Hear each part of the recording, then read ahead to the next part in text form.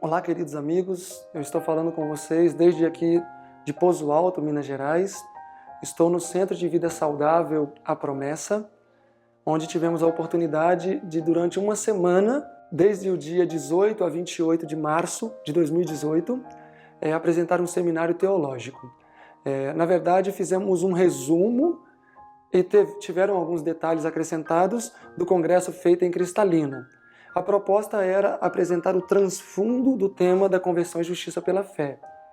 Eu acredito que foi de proveito para todos. Aproveito aqui também para poder dizer que, se for do seu interesse conhecer este local, a promessa, não percam a oportunidade. Eu posso dizer que este é um lugar abençoado por Deus e eu tenho certeza que o Espírito Santo tem atuado muito nas pessoas que aqui estão.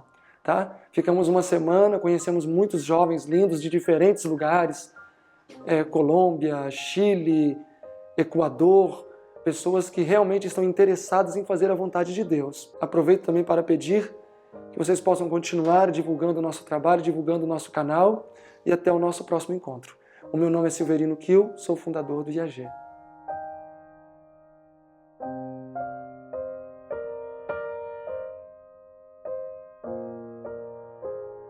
Poderão andar dois juntos se não estiverem em acordo? Léo, o que Amós quis dizer com esse versículo? Sim, é isso que ele diz.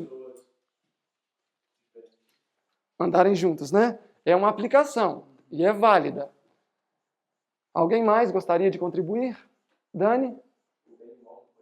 O bem e o mal não podem andar juntos, também é aplicação.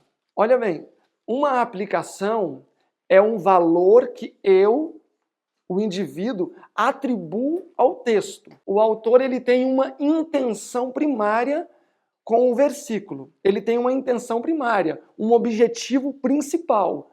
Este versículo quer dizer exatamente isto. Eu posso fazer aplicações? Posso, devo, é saudável, é estimulante para o estudo das Escrituras. Mas, por exemplo, Joel 2,2, se não me falha a memória, diz assim: e haverá uma nação poderosa, terrível desde o seu início. Nunca houve nem haverá nação como esta, poderosa e esmagadora. E aí um irmão sempre usava esse versículo para falar, olha, os 144 mil, Joel já narrava sobre eles, será um povo maravilhoso, poderoso. E aí um dia eu falei, irmão, leia uns versículos antes. E adivinha de quem estava falando? De Babilônia. Que Babilônia era um povo terrível e destruidor. E depois, alguns versículos mais diziam que eles iriam abusar das mulheres, assaltar casas, e ele dizia que eram 144 mil. Ele fez uma aplicação ao texto, mas uma aplicação que não foi muito satisfatória. Então eu volto à pergunta. Só para a gente entender, por que nós precisamos entender esse ponto? A maioria dos equívocos nas interpretações da Bíblia deve-se ao fato de uma pessoa não separar a interpretação do texto da sua aplicação. Para eu fazer uma boa aplicação, uma aplicação bem-sucedida, eu preciso saber a interpretação, porque senão eu posso chamar Babilônia de 144 mil. E assim por diante. Então é necessário que aprendamos a interpretar as Escrituras. Eu estou usando somente um versículo, para nós vermos a necessidade disso, mas eu poderia usar centenas de exemplos. Na verdade, toda a Bíblia ela necessita ser interpretada. Naturalmente, nós fazemos o que os meninos fizeram, que isso é normal. Quando você fala um texto, a primeira coisa que vem é uma aplicação. Nós já estamos tão habituados a isso, porque a aplicação é fácil, que imediatamente nós já temos uma consideração sobre o versículo. E mesmo que eu mencionasse talvez um versículo aqui que vocês nunca leram na vida de vocês, nunca leram. Com certeza que talvez em um minuto alguns iriam se aventurar a dar uma resposta. Se vocês pegassem um texto e dessem para um arqueólogo, um texto de 3.000 anos, desse tamanho assim, e desse na mão de um arqueólogo, vocês acham que ele iria pedir quanto tempo para poder interpretar aquele texto? Será que ele ia falar, me dá 2 minutos aí? Ele iria pedir no mínimo semanas. Mas nós estamos um pouco mal acostumados. Às vezes nós ouvimos um texto de 4.000 anos e interpretamos ou achamos que vamos interpretar muito rápido. E aí nós acabamos por, talvez, ferir a integridade do texto, tá? Então é necessário que aprendamos a interpretar as Escrituras. É necessário que aprendamos. Não aplicar. Aplicar é saudável, é próprio, é muito estimulante, eu gosto de aplicar as Escrituras.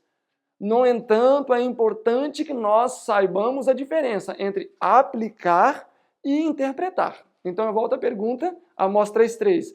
Todos conhecem o versículo. Amós 3:3 está falando de Deus e de Israel.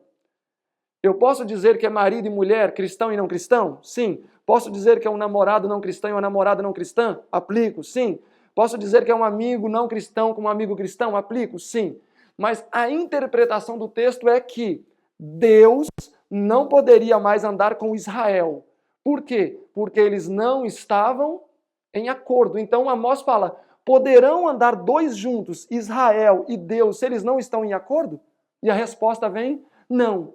Não Israel, Reino do Sul, Israel, Reino do Norte, porque em 931, 1 Reis 12, menciona a divisão das 12 tribos. Então, 10 tribos constituíram o Reino do Norte, que ficou sendo conhecido como Israel, e 2 tribos, Benjamim e Judá, ficaram sendo conhecidos como o Reino do Sul, Judá, Jerusalém.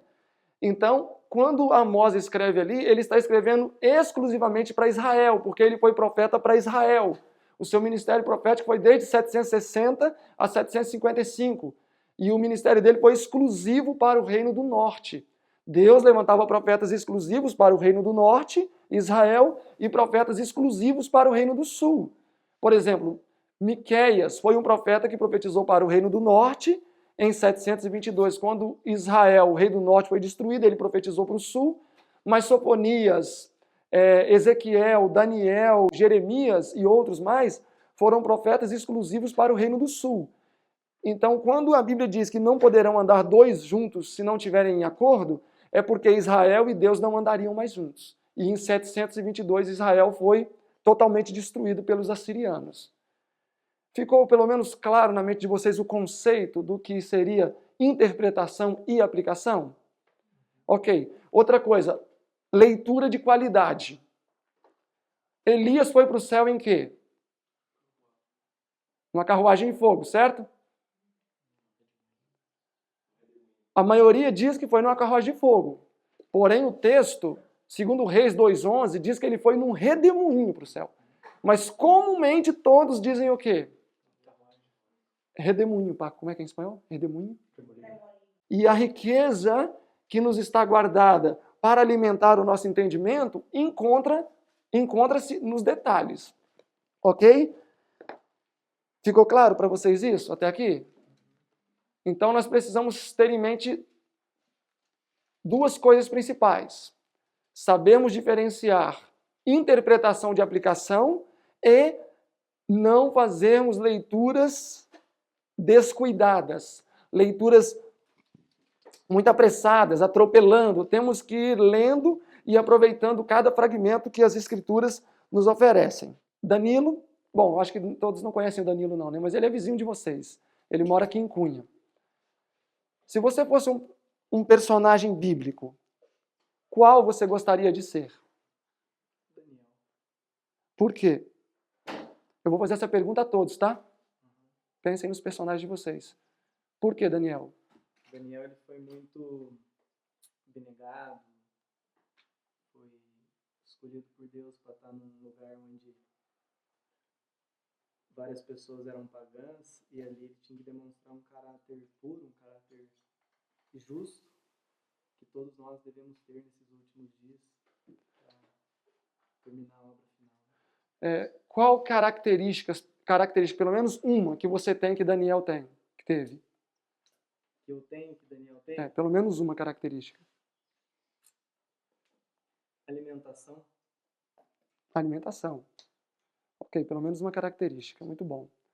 E você, Paco? Você gostaria de ser qual personagem da Bíblia, por quê e qual, pelo menos uma característica que você tem? Eu admiro muito José.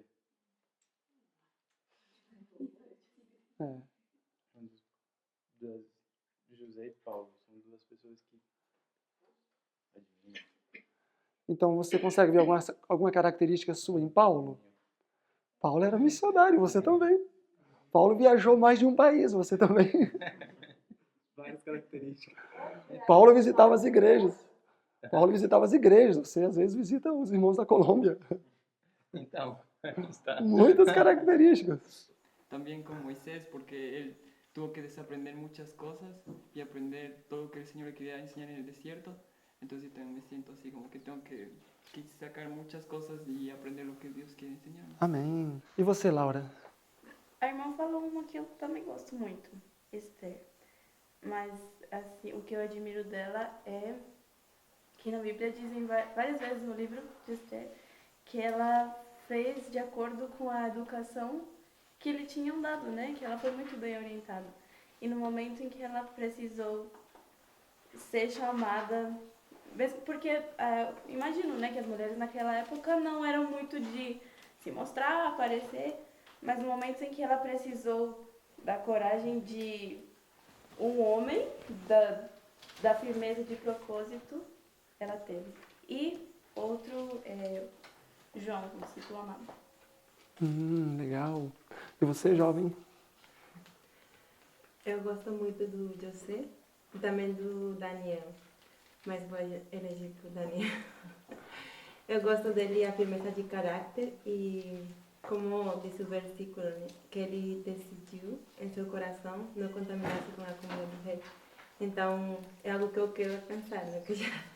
Mas cada dia poder propor em meu coração não contaminar-me com as coisas do mundo. Amém. Amém. A irmã White fala que existe um conflito que acontece no mundo invisível. E segundo as Escrituras, Eliseu, ele conseguia ver esse conflito. Ele conseguia ver. Quando ele ora para Deus abrir os olhos de Geazi, ele não passou a ver naquele momento. Quando Geazi falou, olha, tem um monte de gente lá cercaram tudo. E aí ele sem estar olhando para lá nem nada, ele falou, não, mas tem mais conosco do que com eles. E aí Geazi não entendeu bem, mas como assim? Aí ele orou a Deus abriu os olhos dele, Geazi viu aquilo que ele estava vendo. Ou seja, ele conseguia enxergar o conflito que está ao nosso redor. Deus não deixou em vão as biografias, sejam positivas ou sejam negativas, como o irmão colocou, o irmão Francisco. Ele não deixou essas biografias em vão.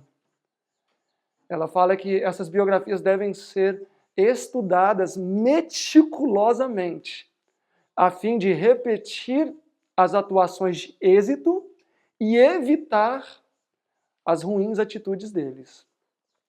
Então, o que eu proponho para vocês é que vocês tornaram público aqui qual personagem da Bíblia vocês mais admiram, e se nós admiramos, nós queremos ser igual. Que vocês deem ao privilégio do outro ver na vida de vocês as características daquele personagem que vocês desejam imitar. Vocês podem dramatizar a vida desses personagens. Vocês podem dramatizar a vida desses personagens. Eu faço muito isso na minha vida. Nestas últimas semanas, eu tenho meditado na história de José. E a irmã White fala no livro Patriarcas e Profetas, 213 e 214, que José, enquanto estava indo para o Egito como escravo, ela diz que por um momento ele se entregou ao desespero e à loucura. Porque logo nas duas páginas anteriores, a página 213 fala que a sorte de escravo era para se temer mais do que a morte. E muitos cometiam suicídio quando eram vendidos ou capturados para serem escravos. Porque os escravos eram tratados piores do que os animais hoje. As mulheres, muitas, quando muito belas, eram mutiladas para que o homem da casa não ficasse interessado nela. Então, era uma sorte que era terrível. E José tinha 17 anos, Gênesis 37, 2 diz isso, e ele era um garoto. E ele se deparou com essa sorte. A irmã White fala que ele estava indo preso na gaiola e ele divisou de longe, 2 colinas. E a cabana de quem estava ao pé daquela colina? Do pai dele. E ela fala que ele entregou-se ao desespero e à loucura naquele momento. E foi quando veio o que à sua mente? Os ensinamentos do seu pai. Olha o quanto é importante o ensinamento do pai na vida de um filho. Ele se lembrou dos ensinamentos do pai. Ele se lembrou das histórias de fé do pai. Porque Jacó falou assim, olha José, uma vez eu tive que sair como fugitivo. Fui para Padã Arã. E aí ele se lembrou das histórias do pai dele. E na página 214 diz, e ali mesmo José se entregou tão completamente a Deus que a sua alma tremeu diante da resoluta decisão que ele tomou de ser fiel a Deus, independentemente das circunstâncias. Patriarcas e Profetas 214. Ela fala assim, José aprendeu em poucas horas aquilo que ele talvez demoraria uma vida inteira para aprender. Em poucas horas. E ela segue dizendo aí no primeiro parágrafo da página 214.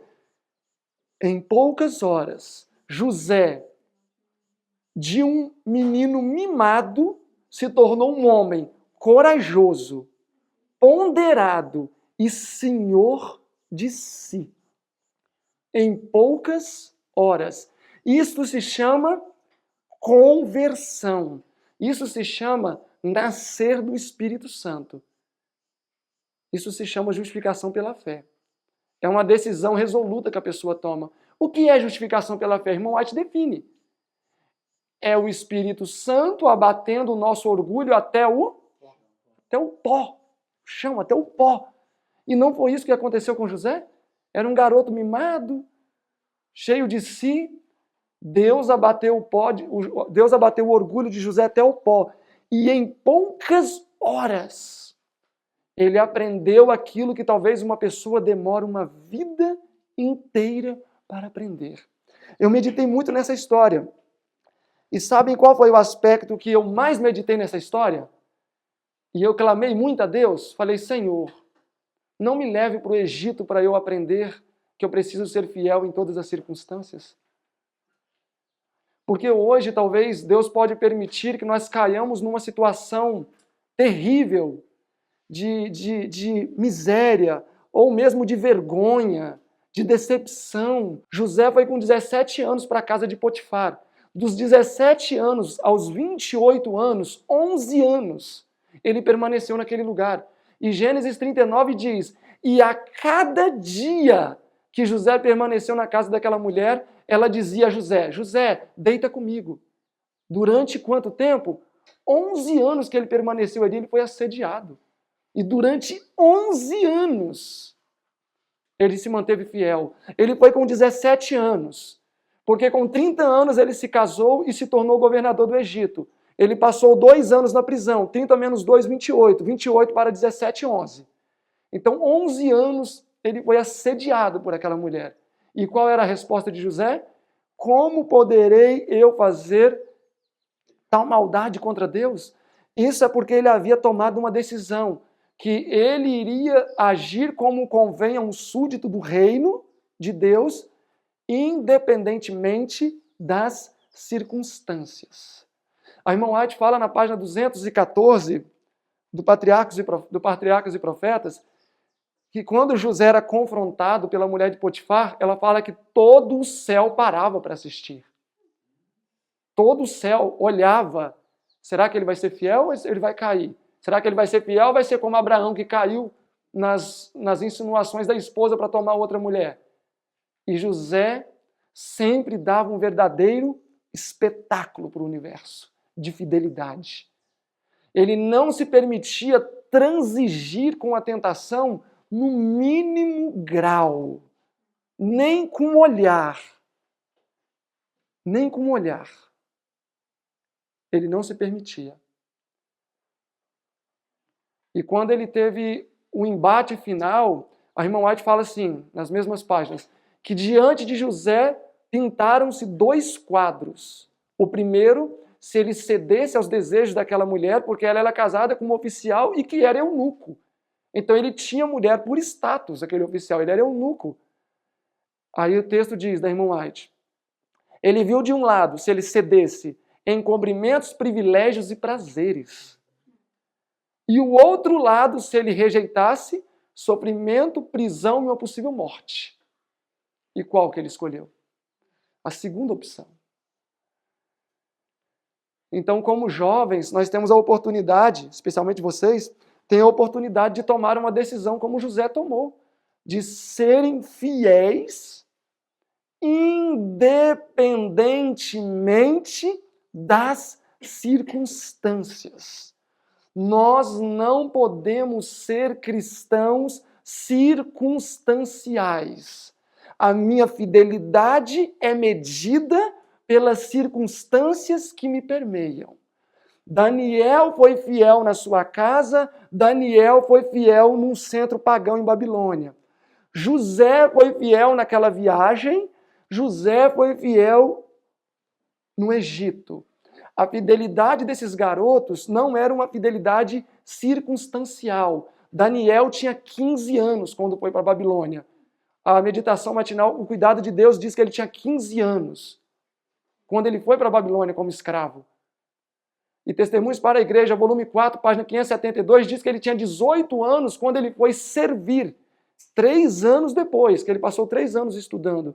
Daniel não foi influenciado por Babilônia, Daniel influenciou Babilônia. José não foi contaminado pelo Egito, José influenciou o Egito. Por que eles tiveram tais experiências? Porque Daniel 1,8 diz, e Daniel decidiu no seu coração não se contaminar com nada. Ainda que ele sofresse muitas agressões, por exemplo, Daniel foi castrado. Isaías 39 diz, 39:7, e os teus filhos, ele disse a Ezequias, o profeta, que de ti procederem, serão levados para serem feitos eunucos no palácio de Babilônia. E isso se cumpriu em Daniel. Com 15 anos ele foi castrado. Esta foi a sua recepção em Babilônia. Logo depois, o confronto com a alimentação. Ele poderia ter falado, Senhor, eu já vi a minha cidade ser destruída, estou aqui como um escravo, meus familiares destruídos, fui castrado. Qual era o maior sonho de um judeu? Ter casa cheia, ter muitos filhos. Para um judeu que não tinha filho, era o quê? Exatamente. Mas para um judeu que não tinha um filho, eles carregavam vergonha. Ele sabia que nunca teria um filho. Nunca teria um filho. E mesmo assim, ele não justificou. Ah, Senhor, aí já é demais. Ele sempre foi fiel, independentemente das circunstâncias. E Deus deseja que o mesmo ocorra conosco. Mas para isso é necessário que tomemos a mesma decisão que Daniel tomou. Deus nunca vai nos colocar em um posto privilegiado sem antes abater o nosso orgulho. Porque isso seria perigoso. Isso seria perigoso. Uma pessoa chega em um determinado lugar e já chega desfrutando dos mais altos privilégios, Deus colocaria em risco a vida dessa alma. Pedro disse, humilhai-vos debaixo da mão do Senhor, para que ao seu tempo Deus o exalte. Eu sei que às vezes quando a gente chega num determinado setor ou num determinado lugar e a gente acaba fazendo atividades mais simples, isso às vezes dói um pouquinho, mas é porque Deus sabe que naquele momento é o melhor. Foi o que Deus fez com esses dois personagens. Eles seriam levados a posições que seriam homens, estariam entre assim, os homens mais poderosos do mundo. Então era necessário que Deus abatesse o orgulho deles antes. Eu quero ler para vocês uma sentença do livro Evangelismo e 2 versículos bíblicos que vai fundamentar todo o nosso estudo da semana. Então, 2 Coríntios capítulo 1, verso 10. Eu quero dizer para vocês o seguinte, a Bíblia diz que quando nós formos colocados diante dos reis, quem é que vai colocar as palavras na nossa boca? O Espírito Santo. Então eu não preciso me preocupar, né? Não preciso ler, não preciso estudar, não preciso fazer nada. Não. Porque o Espírito Santo é que vai colocar, não é? Ele vai colocar ou ele vai fazer com que recordemos? Ele vai fazer com que recordemos. Deus não vai operar milagre na vida do negligente. O cidadão nem pega nas escrituras, mas na hora que precisa, aparece lá um sermão sistemático sobre tal assunto. Não funciona assim. Então, por mais que seja um tema estimulante, um tema que corra sangue, porque tem a ver com a cruz de Cristo, com a nossa humilhação, para gerar assim, então, redenção, não vai deixar de ser um assunto também um pouco técnico, no sentido de talvez informações que precisam ir sendo complementadas até fechar um raciocínio, tá? 2 aos Coríntios, capítulo 1, verso 10. Esse verso aqui vocês vão memorizar a referência dele, tá? Capítulo 1, verso 10. O qual, se referindo a Jesus, nos livrou de tão grande morte, nos livra, e em quem esperamos que também nos livrará. Livrou, livra,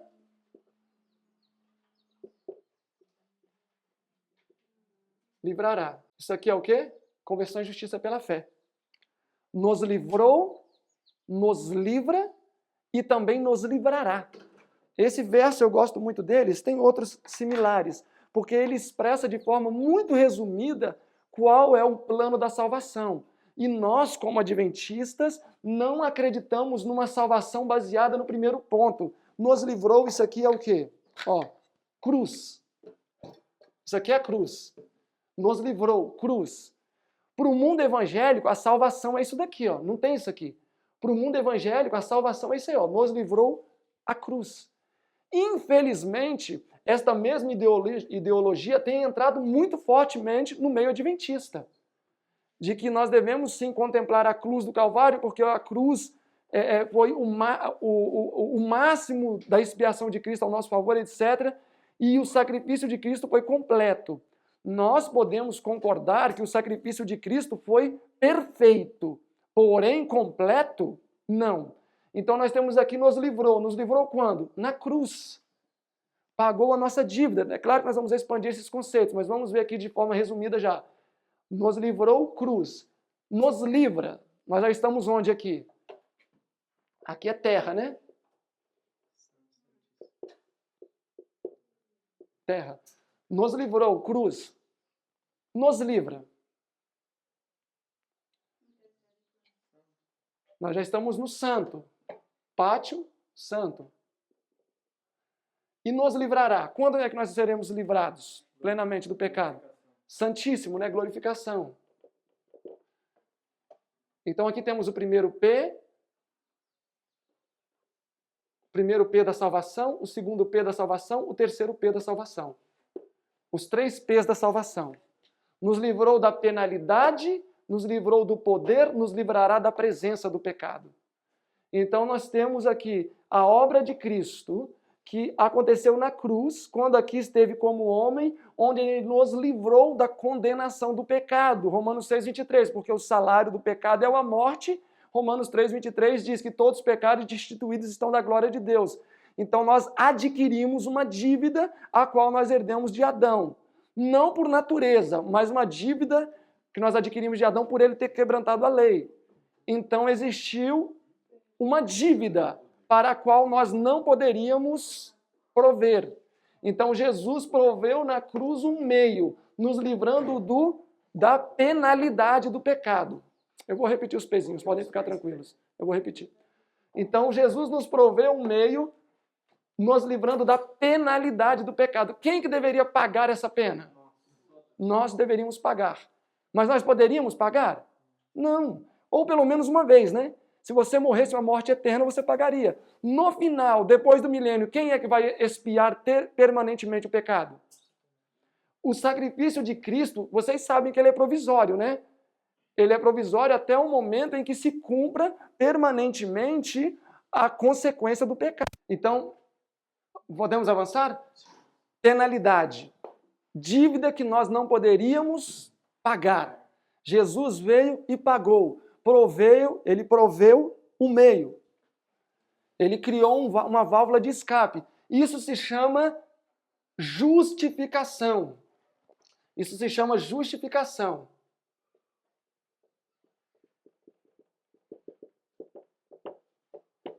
Isso se chama justificação. A justificação é uma obra que acontece em mim ou fora de mim?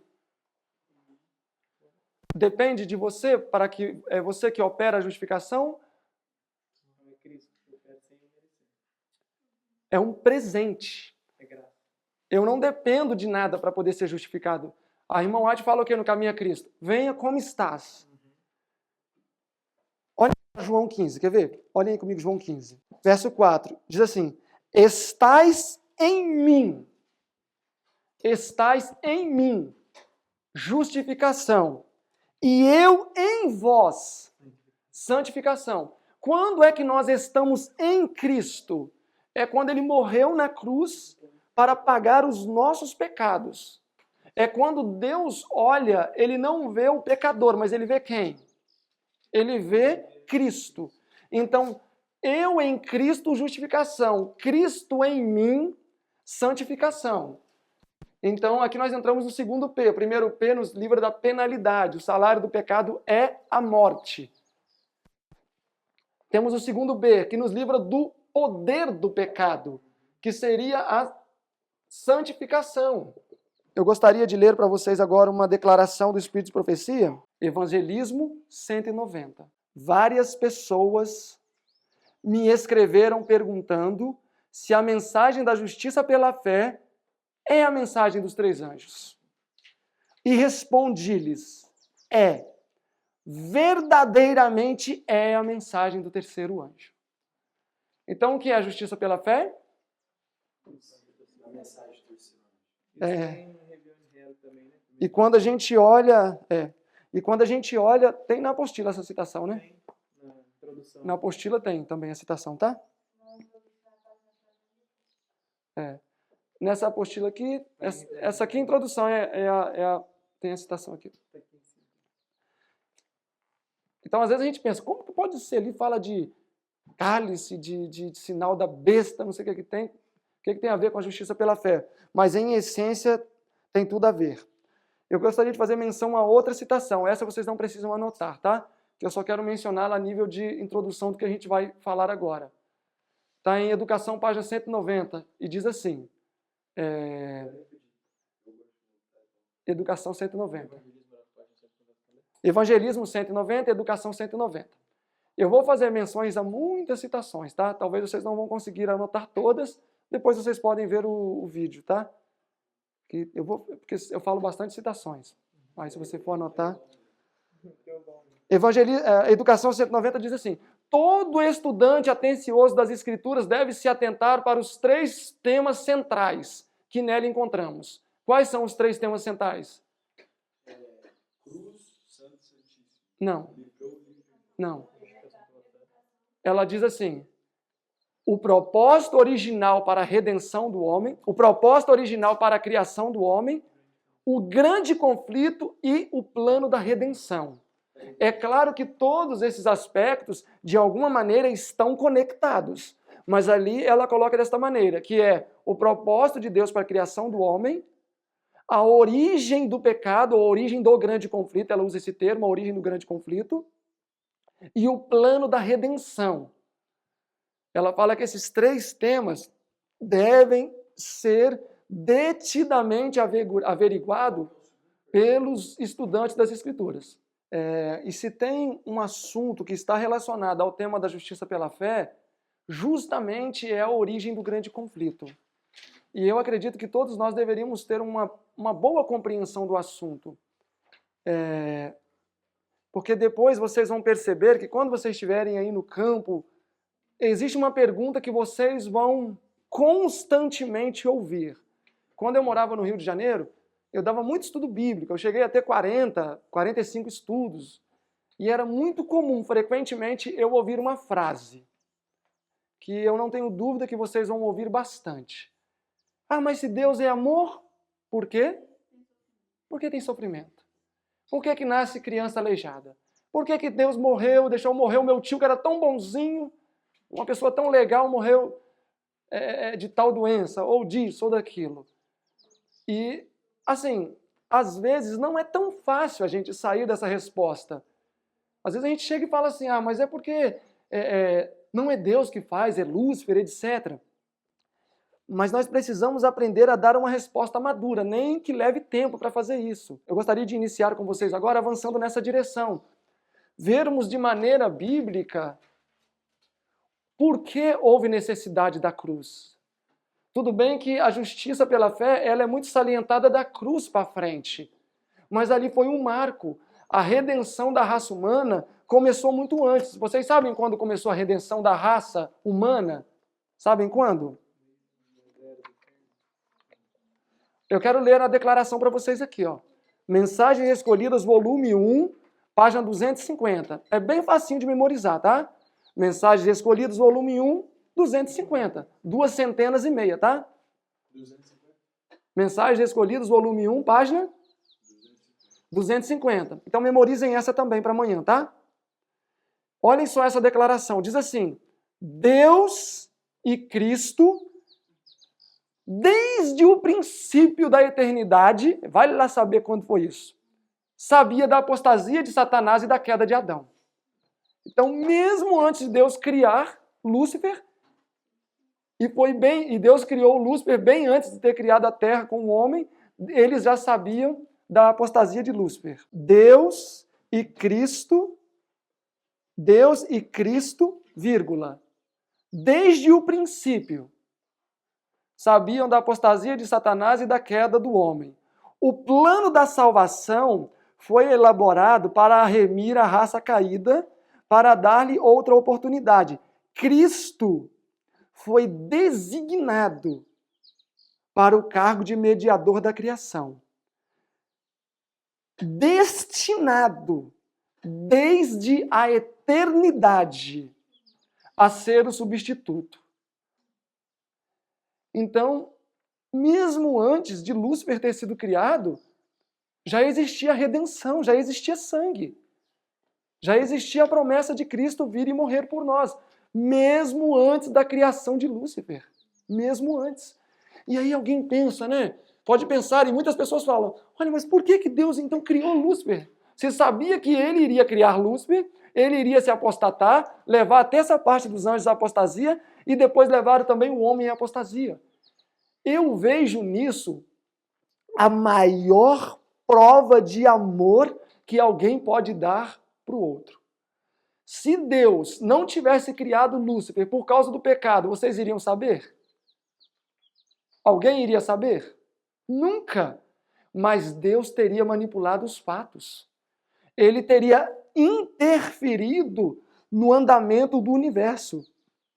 Ele não seria um Deus de plena justiça e verdade como nós sabemos que ele é. Porque ele teria manipulado.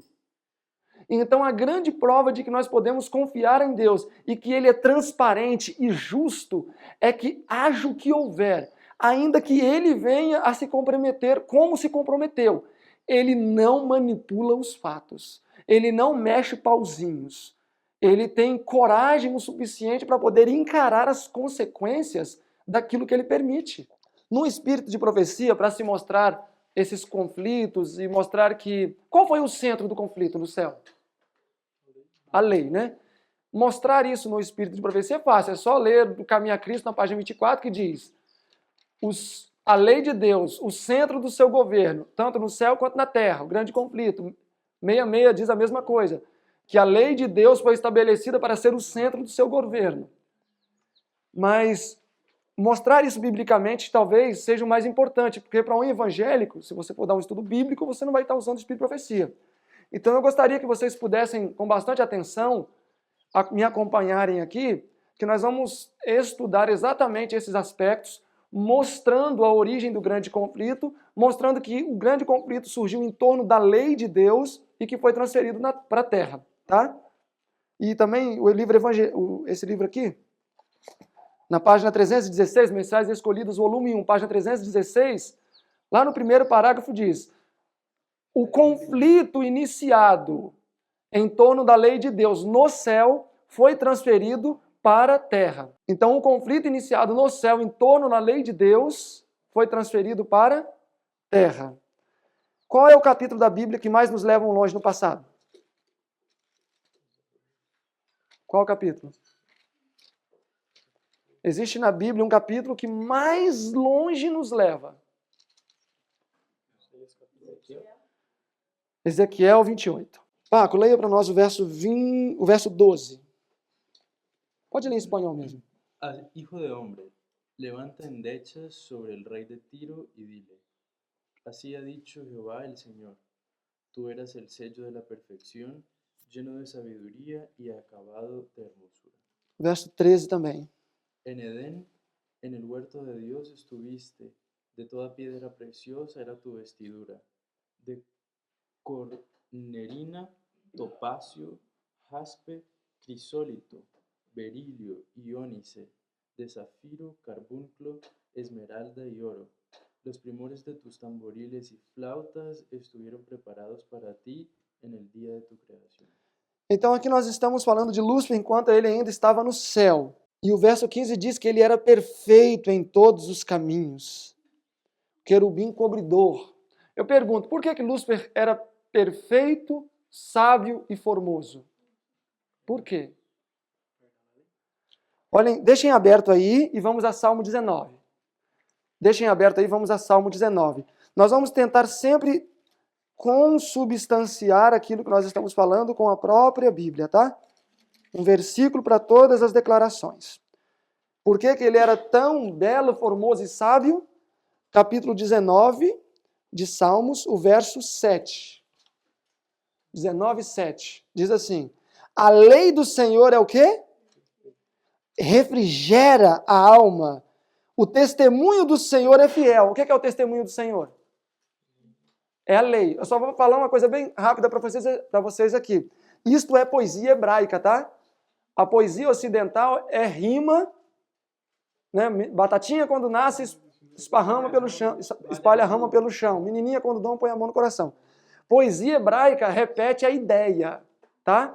Então, a lei do Senhor é perfeita, o testemunho do Senhor é fiel. Então, lei e testemunho aqui é a mesma coisa. Isso é poesia hebraica. A gente vai ver algumas coisas nessa direção. A lei do Senhor é perfeita, o testemunho do Senhor é fiel e dá sabedoria a quem? Então, por que Lúcifer, antes da rebelião, era sábio e formoso? Porque ele guardava a lei. Ele era um observador da lei de Deus. E pelo fato de ser um observador da lei de Deus, ele era sábio e era formoso. E nós sabemos que no verso 16 começa a falar sobre o declínio deste personagem, e o verso 17 diz, elevou-se o teu coração por causa da tua formosura, corrompestes a tua sabedoria por causa do seu resplendor. Por terra te lancei diante dos reis te pus, para que todos olhem para ti. Quero chamar a atenção de vocês para um detalhe. Nós vamos mencionar esse detalhe mais tarde, tá? Todos deveriam fazer o quê? Olhar para Lúcifer. Nós vamos ver que em Isaías o texto diz que todos deveriam contemplar Lúcifer. Por que Deus está dizendo que todos deveriam olhar para Lúcifer, contemplar Lúcifer? Para ver o desenvolvimento do seu plano, do seu governo? Para ver que tipo de governo ele tem para oferecer. Lúcifer, ele foi o primeiro ser esquizofrênico. Ele foi o primeiro ser esquizofrênico. Ele se tornou tão mentiroso, e dizem que isso é uma doença, né? O doutor pode nos dizer o nome, se for fato, que ele passou a acreditar na própria mentira. Eu conheci um rapaz que ele fazia isso, era muito interessante.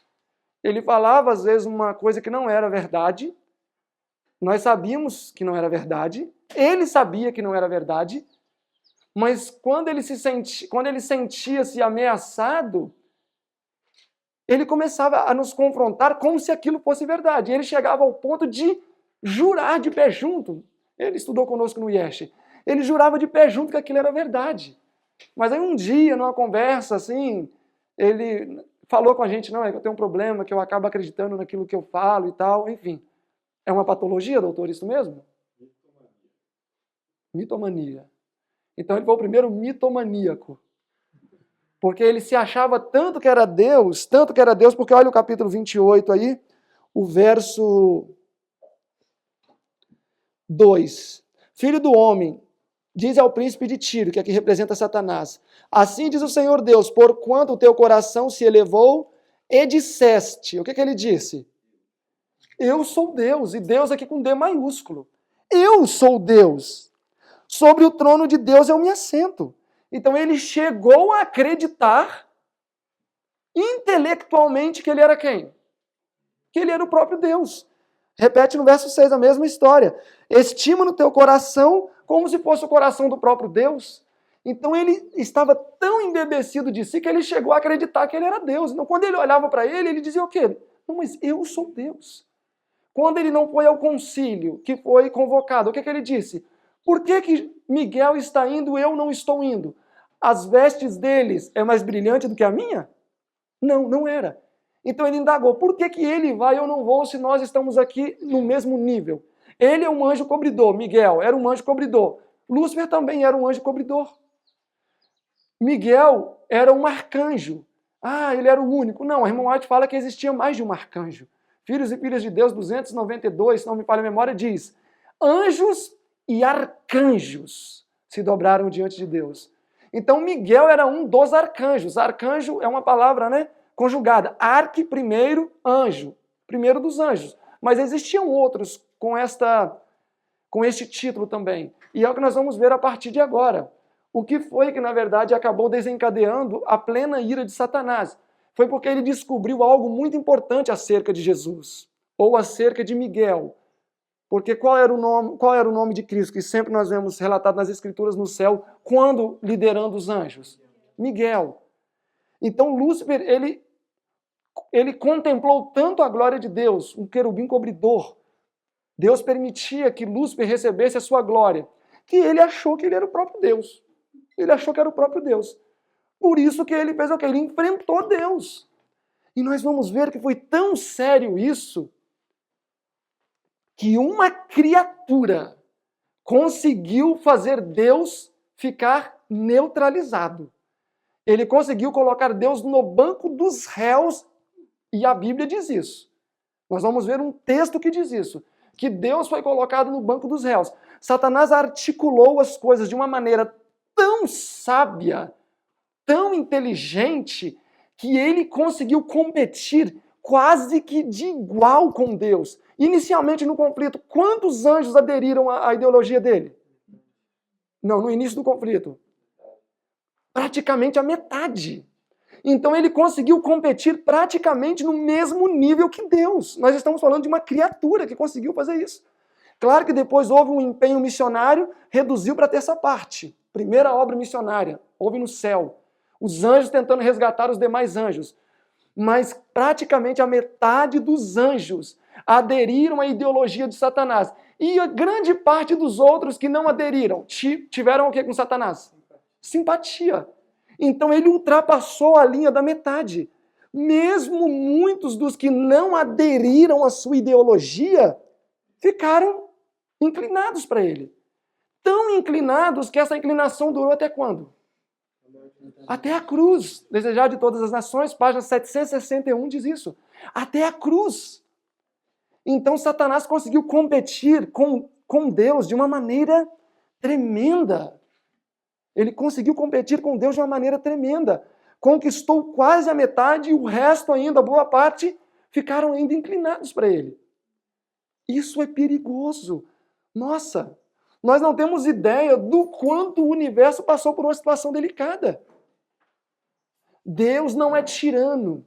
Se todas as criaturas tivessem aderido à ideologia de Satanás, o que Deus faria? Destruiria todo mundo ou simplesmente se afastaria? Vocês que escolheram. Qual é a prova que nós temos que Deus iria respeitar? Porque ele não fez isso com Adão? Adão, você não deu o governo para ele? Agora, você que escolheu. Deus respeitou ou não respeitou? Jesus chama de Satanás de quê aqui embaixo? O príncipe. Quem foi como representante da terra em vez de Adão? Então Deus respeitou ou não respeitou? Não no sentido de prestar respeito a Lúcifer, mas ele cedeu que a humanidade colhesse aquilo que a humanidade plantou. Então, se no céu a maior parte das criaturas tivessem aderido, Deus iria falar: olha, vocês que escolheram. Então, estou indo. Não sei o que iria acontecer. Mas as coisas são muito sérias. Quantos aqui conhecem a coleção Spalding-Magen da irmã White? Poucos, né? Na página 2 diz assim: vi que levaria tempo até que Azazel fosse levado ao deserto. Se referindo, ela faz um tipo, né, de Satanás nas pragas indo para o deserto, para o milênio, né, com o homem designado levando o bode emissário.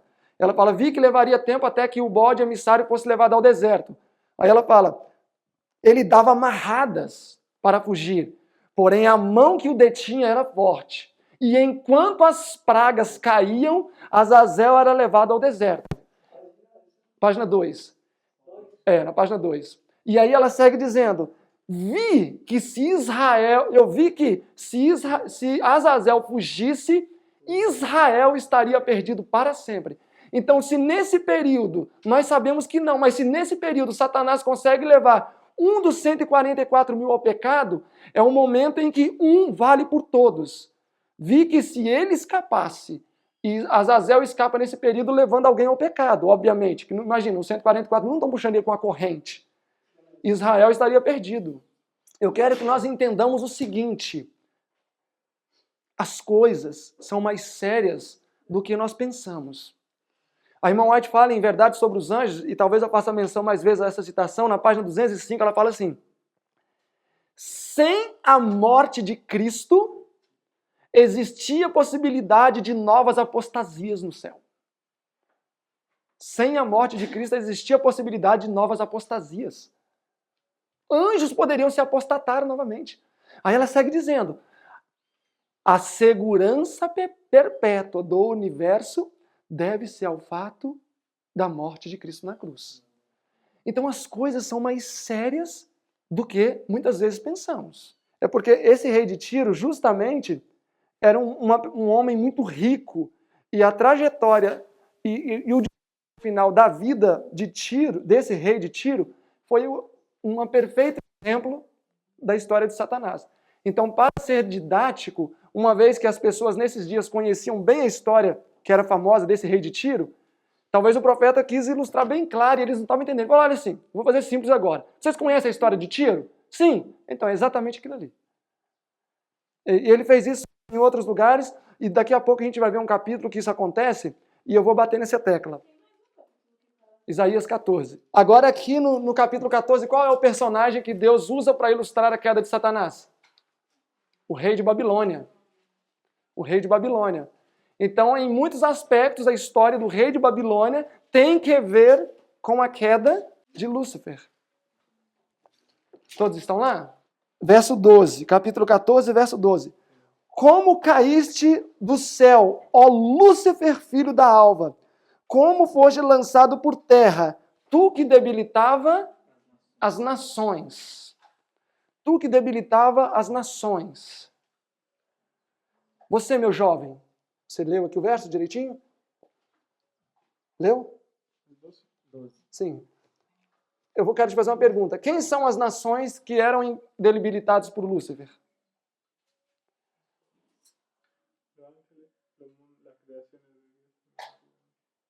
Pode falar mais alto e com mais energia. Não tenha medo de errar.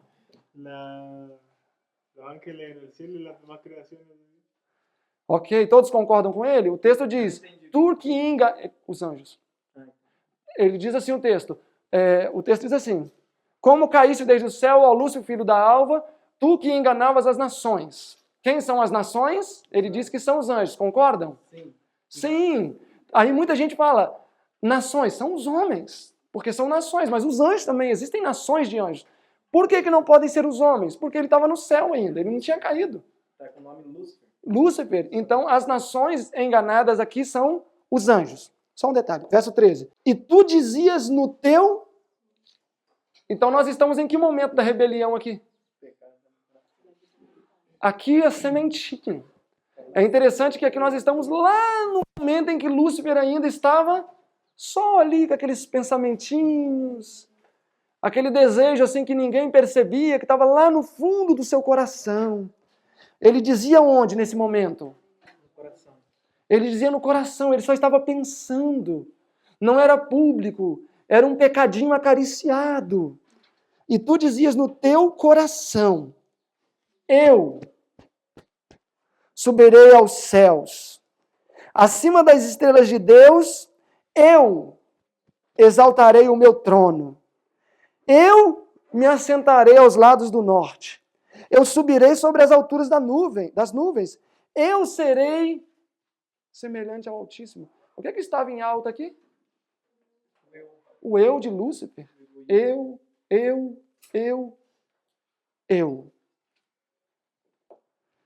Lúcifer estava cheio de si. Eu subirei ao céu. Interpreta para mim as estrelas de Deus aqui. Os anjos. Estabelecerei o meu trono. Outra palavra para trono, biblicamente falando. Governo. Capítulo 16 de Apocalipse diz o quê? Capítulo 16 diz: e foi derramado a quinta praga sobre o trono da besta, e o seu reino se fez tenebroso. Olha Salmo aí também, olha em Salmo comigo. Salmo 103. Vejam o Salmo 103. Trono é reino, tá? É dessa maneira que vocês vão provar para os evangélicos, tá? Então, anotem com a cor diferente, porque é importante esses versos que vocês vão ver. Importantes. Apocalipse, deixa eu te dar a referência exata. Capítulo 16, 16, verso 10, tá? Apocalipse 16, 10, para mostrar que trono é o mesmo reino. Salmo também deixa essa ideia clara. Salmo 103, verso 19. Diz assim: o Senhor tem estabelecido o seu trono no céu, e o seu reino domina sobre tudo. O Senhor tem estabelecido o seu trono no céu, o seu reino domina sobre tudo. Então, quando a Bíblia diz que Satanás queria estabelecer o seu trono no monte da congregação, ele queria estabelecer o quê no monte da congregação? O seu reino. E em quais partes do Monte Santo é que ele queria estabelecer o seu reino? Em quais lados? Os lados do norte. Por que ele ambicionava os lados do norte? Olha em Salmo 48 comigo. Por que ele ambicionava os lados do norte? Paco, exatamente, isso mesmo. Salmo 48. Satanás ambicionava estabelecer o seu reino. Em qual lugar? Aos lados do norte. O que tinha aos lados do norte? Salmo 48, verso 2. Formoso de sítio, alegria de toda a terra, é o monte Sião, aos lados do... 48, 2. Aos lados do norte, onde é a cidade do grande rei. Então, onde é a cidade do grande rei? De Deus. Aos lados do norte. Então, onde está estabelecido o trono de Deus? Do lugar este de onde verte todo o seu reino. Aos lados do norte, no Monte Sião, aos lados do norte. Então, Satanás queria estabelecer o seu trono no lugar em que estava o trono de Deus. Agora vamos fazer um raciocínio lógico aqui. É possível dois tronos, dois reinos, com princípios antagônicos, conflitantes, permanecerem em vigência no mesmo tempo? Não. Então é necessário que aconteça o quê? Um tem que cair. Exatamente. Um tem que cair. Então, uma vez que Lúcifer desejava estabelecer, Moses, o trono dele no lugar do trono de Deus, era necessário que ele fizesse o quê com o trono de Deus? Derrubasse. E é aí que entra aquilo que vocês já conhecem. Como é que nós derrubamos um governo? Os menos inteligentes batalham. Os mais inteligentes difamam. Os mais inteligentes começam a minar. Começam a conspirar. Conspiração. Começa a falar mal dos princípios daquele governo. Começa a minar os fundamentos daquele governo. E qual é o fundamento do governo de Deus? Salmo 97, ok? Vamos, esses versos são valiosos, tá? Salmo 97, todos estão lá? Versículo 2 diz assim: nuvens e escuridão estão ao redor dele, Deus. Justiça e juízo formam a base do seu trono. Então, qual é a base, o fundamento do trono de Deus? Justiça e juízo. Então, quais são os dois elementos que formam os fundamentos do governo de Deus? Justiça e juízo. Ok, olhem aí comigo Salmo agora 89. Vamos ver o que é o juízo. Salmo 89, 14. Justiça e juízo são a base do seu trono. Misericórdia, justiça e verdade, juízo. Então, o que seria, segundo a própria Bíblia, o que seria então juízo? Verdade. Então, nós já sabemos que justiça e juízo formam a base do governo de Deus, do seu trono. E nós sabemos que juízo é verdade. E justiça, o que é? Salmo 119, 172. Minha língua falará todos os seus mandamentos, pois a sua lei é justiça. Olhem aí o Salmo 119 comigo. 119, 172. A minha língua falará a sua palavra, pois todos os seus mandamentos são justiça. Todos os seus mandamentos são justiça. Então, a lei é um parâmetro no qual o próprio Deus se baseia para agir. E é muito importante a lei para o universo. Deus é fiel aos reclamos da lei? Qual é a maior prova que nós temos que Deus é fiel aos reclamos da lei? A morte de Cristo. Ele não poupou nem o seu filho. E Primeiros Escritos, página 126, diz o quê? Pensais que foi sem luta que Deus entregou o seu filho? A irmã White responde, não, não, não. Coloca 3 não. Que foi uma luta para Deus entregar o seu filho. Mas ele sabia que a lei deveria ser satisfeita. Então Satanás começou a minar o governo de Deus. E o governo de Deus é a lei. É a própria lei. Ele é o fundamento do governo de Deus. Caminho a Cristo, na página 24, diz o quê? A lei de Deus, o fundamento do seu governo, tanto no céu quanto na terra. Caminho a Cristo, página 24. Satanás, então, começou a minar o governo de Deus. Começou a minar a lei. Ele dizia o quê? Que a lei era injusta. Ele dizia que a lei não podia ser observada, que ela limitava a felicidade dos anjos, que Deus deveria abolir a lei. Então, o ataque frontal de Satanás foi contra a lei de Deus. E eu vou encerrar por aqui esse ponto, porque nós vamos entrar agora numa parte que talvez seja um pouco mais desconhecida para vocês. E eu gostaria que vocês estivessem bem vívidos, porque nós vamos ver algumas passagens aqui que vai nos indicar que nem mesmo os anjos sabiam quem era Miguel. E eis um dos grandes motivos que houve o desencadeamento final da rebelião de Satanás, que nem mesmo os anjos sabiam quem era Miguel. E Deus teve que falar, olha, na verdade Miguel não é um anjo não, ele é igual eu. E os anjos, como assim? Ele não é anjo? Não, ele é Deus. E qual prova você tem para nos oferecer que ele é Deus? Ele vai fazer o planeta Terra. Então nós vamos avançar nessa direção, na segunda parte.